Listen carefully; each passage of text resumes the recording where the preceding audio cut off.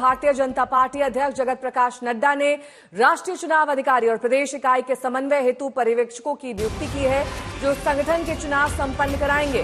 विनोद तावड़े को उत्तर प्रदेश और बिहार का पर्यवेक्षक बनाया गया है। वहीं सुनील बंसल को पश्चिम बंगाल का, असम, झारखंड और हरियाणा का पर्यवेक्षक बनाया गया है। तरुण चुग को केरल का, तमिलनाडु, पुडुचेरी, कर्नाटक और लक्षद्वीप का पर्यवेक्षक बनाया गया है। शिव प्रकाश को मध्य प्रदेश, छत्तीसगढ़, आंध्र प्रदेश और तेलंगाना दिया गया है। अरुण सिंह को महाराष्ट्र, गोवा, दमन द्वीप और दादर नगर हवेली दिया गया है। राधा मोहन दास को राजस्थान, पंजाब, चंडीगढ़ और गुजरात का पर्यवेक्षक बनाया गया है।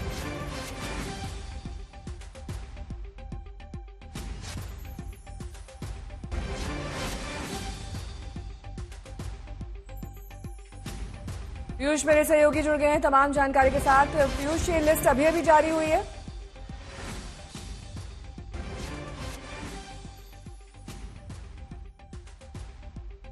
पीयूष से दोबारा संपर्क करने की कोशिश करेंगे, लेकिन जेपी नड्डा ने तमाम नाम नियुक्त कर दिए हैं पर्यवेक्षक के तौर पर। अलग अलग राज्यों में ये बड़े और अहम नाम सामने आ रहे हैं।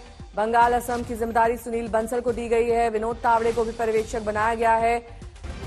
यूपी और बिहार के पर्यवेक्षक हैं। हिमांशु मिश्रा मेरे सहयोगी जुड़ गए हैं तमाम जानकारी के साथ। हिमांशु, एक ही 2 दिन में ये फैसला लिया गया है कि लंबे वक्त पर इन्हीं नामों पर चर्चा हो रही थी?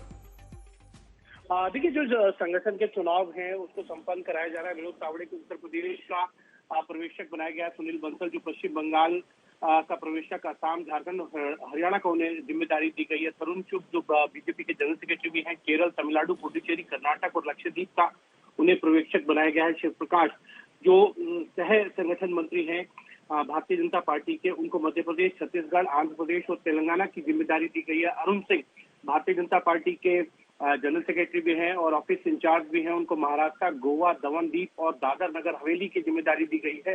राधा मोहन दास भारतीय जनता पार्टी के जनरल सेक्रेटरी हैं। राजस्थान, पंजाब, चंडीगढ़, गुजरात का उनको पर्यवेक्षक बनाया गया है। देखिए, जब इन सभी राज्यों के अंदर जो संगठनात्मक चुनाव है वो संपन्न हो जाएंगे, उसके बाद भारतीय जनता पार्टी में नए अध्यक्ष के चुनाव को लेकर जो है वो भारतीय जनता पार्टी आगे बढ़ेगी, क्योंकि भारतीय जनता पार्टी का जो संविधान है, जो कॉन्स्टिट्यूशन है, वो ये कहता है कि 50% से ज्यादा राज्यों में जब संगठनात्मक चुनाव हो जाए तो उसके बाद जो है। ठीक है, बहुत बहुत शुक्रिया इस तमाम जानकारी के लिए आपका। और बात महाराष्ट्र के सीएम पद की करेंगे, जिसको लेकर बड़ा सस्पेंस अब भी जारी है।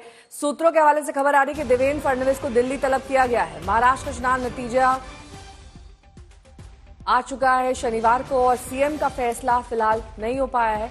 बीजेपी सबसे बड़ी पार्टी के रूप में उभरी और फडणवीस को सीएम पद का प्रबल दावेदार माना जा रहा है, लेकिन शिंदे खेमा भी अड़ा हुआ है।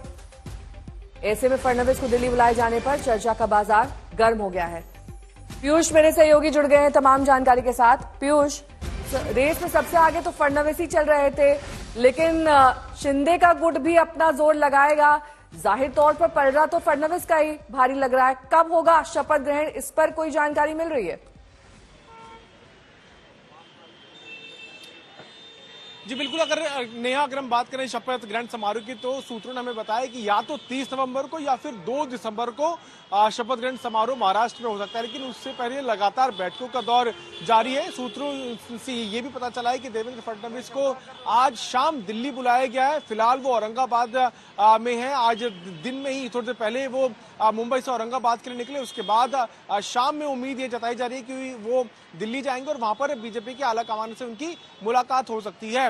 ये मुलाकात के कई मायने निकाले जा रहे हैं, क्योंकि कल ही देवेंद्र फडणवीस की शिवसेना के कई नेताओं के साथ मुलाकात हुई थी और ये मुलाकात काफी लंबी चली थी। सूत्र ये भी बता रहे हैं कि इस मुलाकात में शिवसेना और देवेंद्र फडणवीस के बीच में ये तय हुआ कि कौन सी पार्टी के पास कितने मंत्री होंगे, किसका क्या रोल सरकार में होगा, तो गवर्नमेंट किस तरह से फॉर्म हो, उसको लेकर चर्चा की गई थी। और इस चर्चा के बाद अब देवेंद्र फडणवीस उम्मीदें लगाई जा रही कि आज शाम को दिल्ली पहुंच सकते हैं और उसके बाद कल या परसों में पर्यवेक्षक दिल्ली से मुंबई आ सकते हैं, जहां पर बीजेपी के जितने विधायक हैं उनके साथ उनकी बैठक होगी और विधायक दल का नेता जो है वो चुना जाएगा। तो लगभग 2 से 3 दिन और मान के चल सकते हैं। इसका कारण ये भी बताया जा रहा है कि 1 तारीख को अमावस्या है, तो 1 तारीख को इसे शपथ ग्रहण समारोह नहीं हो सकता, या तो 30 को होगा या फिर 2 दिसंबर को होने की संभावना है।